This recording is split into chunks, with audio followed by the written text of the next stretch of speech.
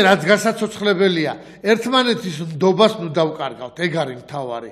ჩვენ დავდგეთ ერთად და ყველაფერს ვიცავარ თუ აი თუ მაგარი რამე არ მივიღოთ შედეგი რა. ნუ ველოდებით ამ ფანტაზი, როგორი რა ის მიუნხაუზენი, ჩვენ რო ვიცით ხოლმე რომ წამოვწვევით და ებიჭო ის და ის ნათესავია და რომ მივალ და ეს რომ ჩვენი ქმედებით იმას ვქნათ, რა კმაყოფილები ჩვენი ქმედებით დავრჩეთ.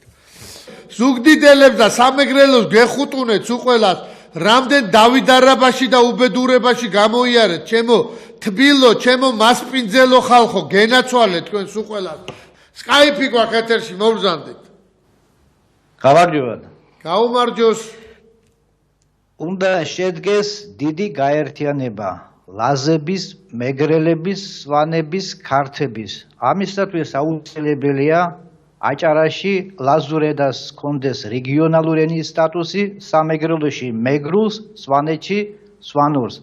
აგრეთვე სამეგრელოს უნდა კონდეს ავტონომიური რესპუბლიკის სტატუსი. თუ გვინდა გაერთიანება, თუ გვინდა მომავალი და განვითარება. მადლობთ. დიდი მადლობა ეს თქვენი აზრი იყო, მაგრამ არ მგონია რომ ძალიან შორსჭურეტელური აზრი კონდეს ამ ყველაფერს, იმიტომ რომ ეს არის კუთხურობის დამადასტურებელი თემაა, ჩემო კარგო. მეგრელს მეგრულად მეგრულის სიმღერაზე ლამაზი და სევდიანი არაფერი არ მინახია, მაგრამ ეხა მეგრელმა რომ მითხრას რომ მე მეგრელი ვარ და ქართველი არა ვარო, ცოტა ჩვენ ერთი სისხლი გვაქვს და ერთი ძმები ვართ.